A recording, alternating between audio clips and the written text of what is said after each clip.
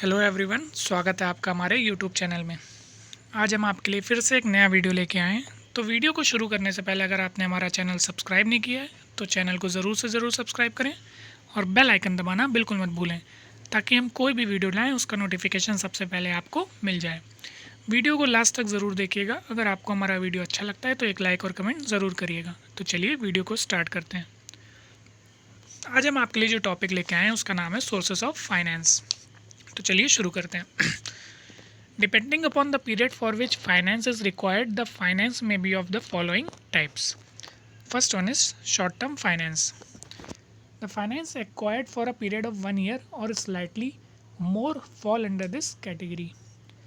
This is also called as working capital finance. It is needed for, first one is fulfilling the daily expenses like payment of wages and salaries to employees.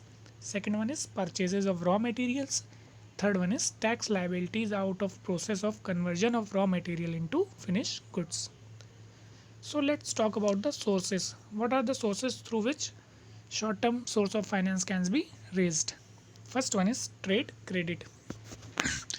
Under this type of short-term finance, an understanding between the companies to purchase goods or service without paying instantly is referred to as trade credit. In simple word, the payment is deferred for a period as agreed upon by both the parties.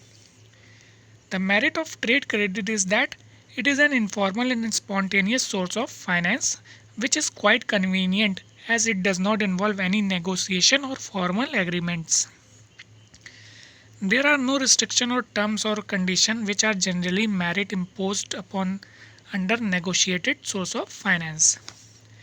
Another merit of trade credit is flexibility of not paying instantly. The volume of trade credit is directly proportional to the level of sale of the organizations. Second one is accrued expense and deferred income. Accrued expense and deferred income are the expenses which have already been incurred by the organization, but the payment thereof has not become due and not yet made. Such accruals are the liabilities of an organization as they represent the goods and service already received and payment of which will be made in the due course. Some example of accrued expense or liabilities are salaries, wages, interest, taxes, etc., which becomes payable only on their becoming due.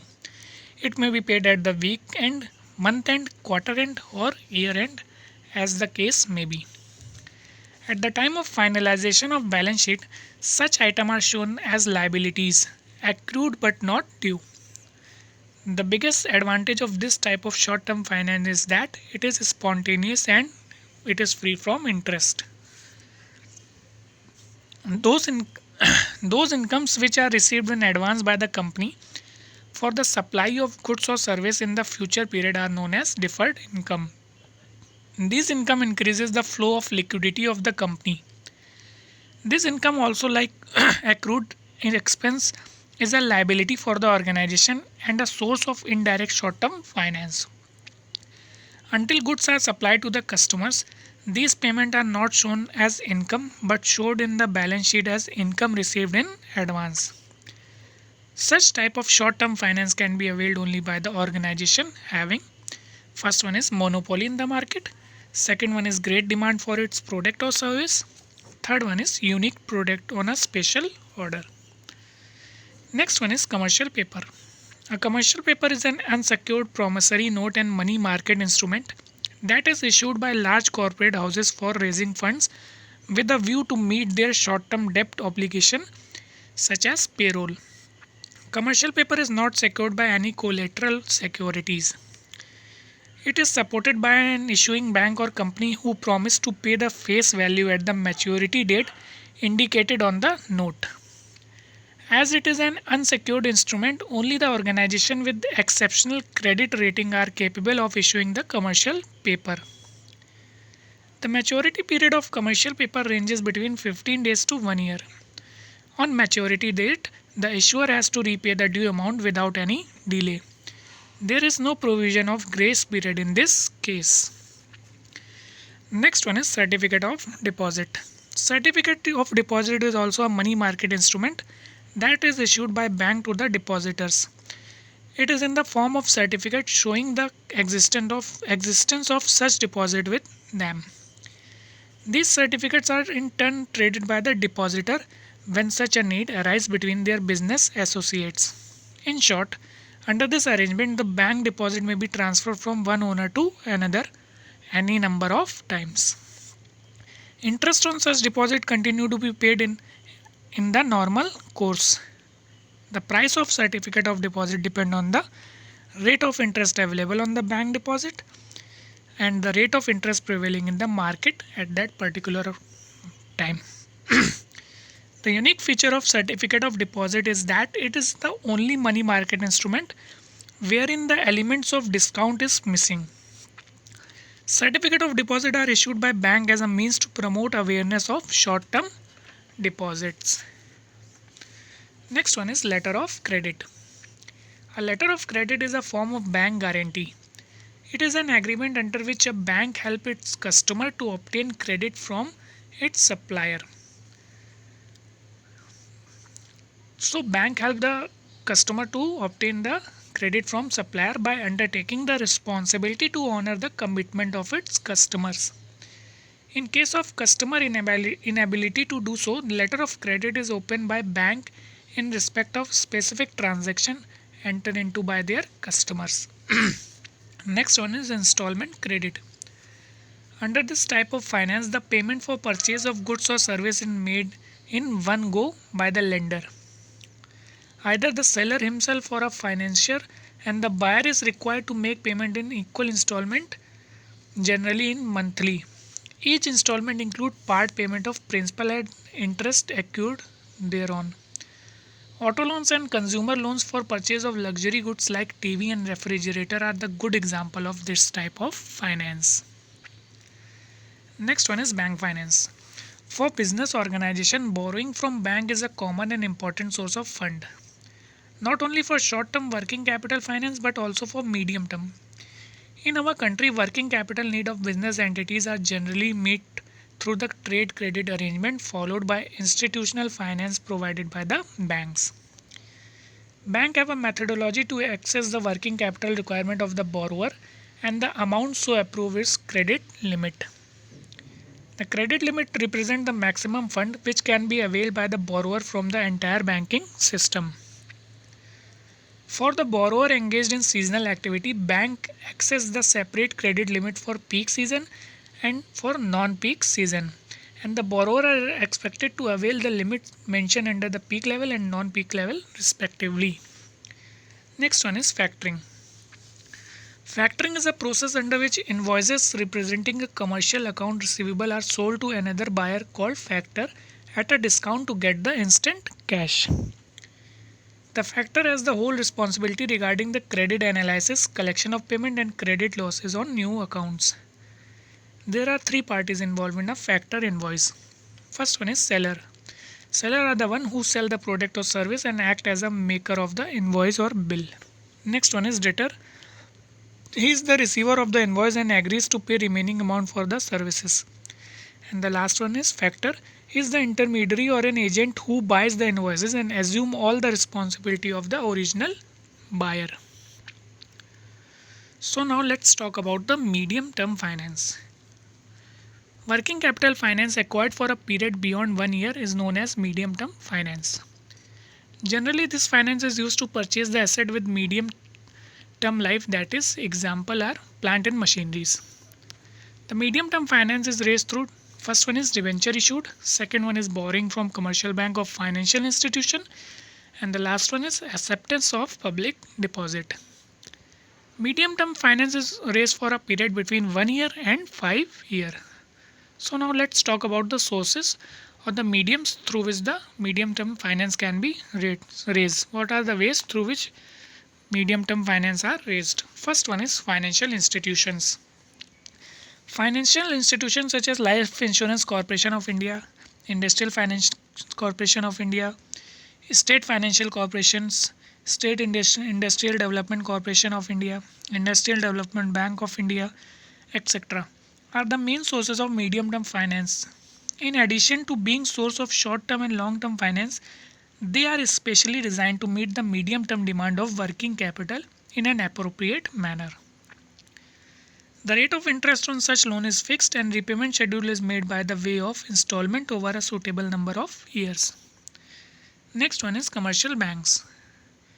Commercial banks, beside undertaking basic banking facilities, that is acceptance of deposit for the purpose of lending and investments, also perform the agency functions. They are established as joint stock companies.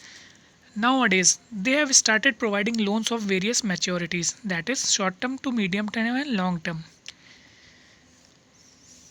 Next one is public deposit. Another major source of funding the medium term and long term needs of a company is public deposit. The money received or collected from public either as deposit or loan may be termed as public deposit.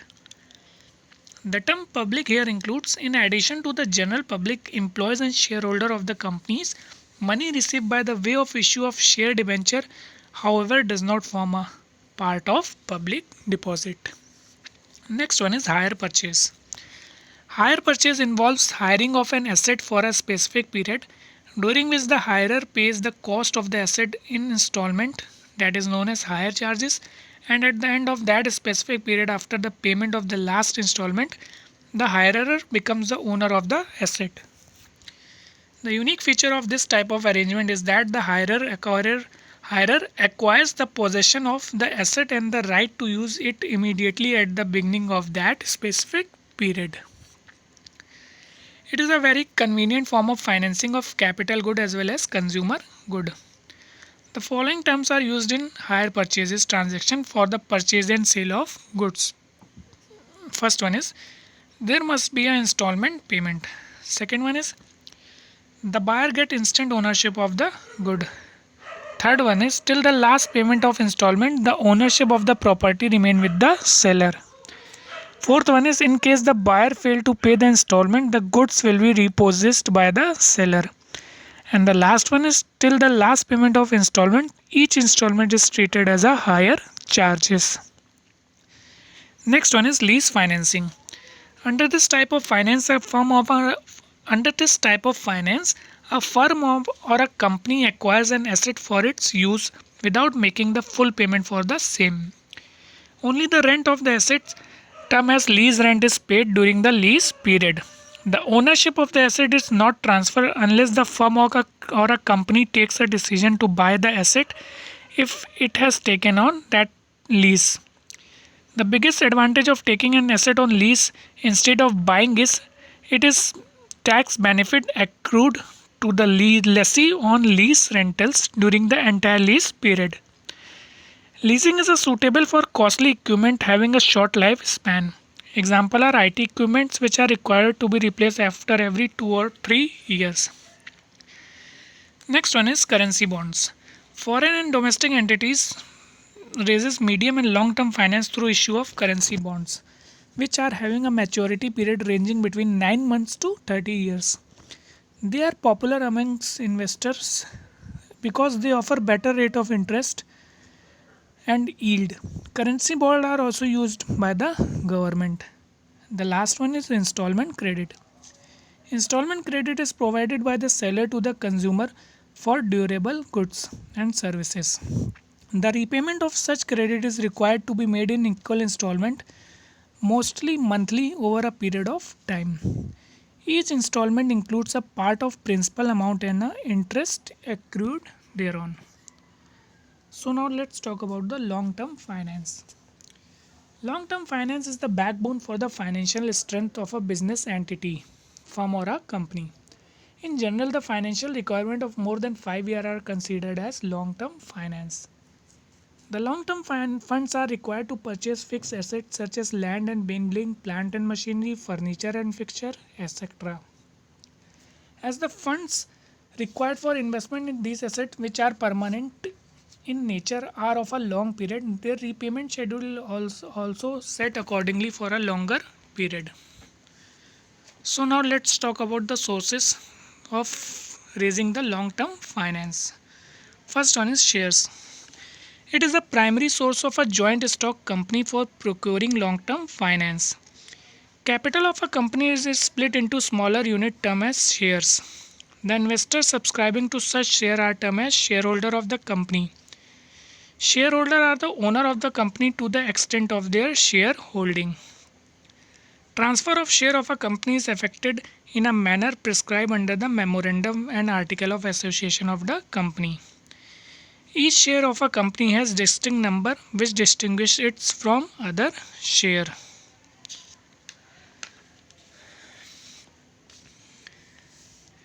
Next one is debentures.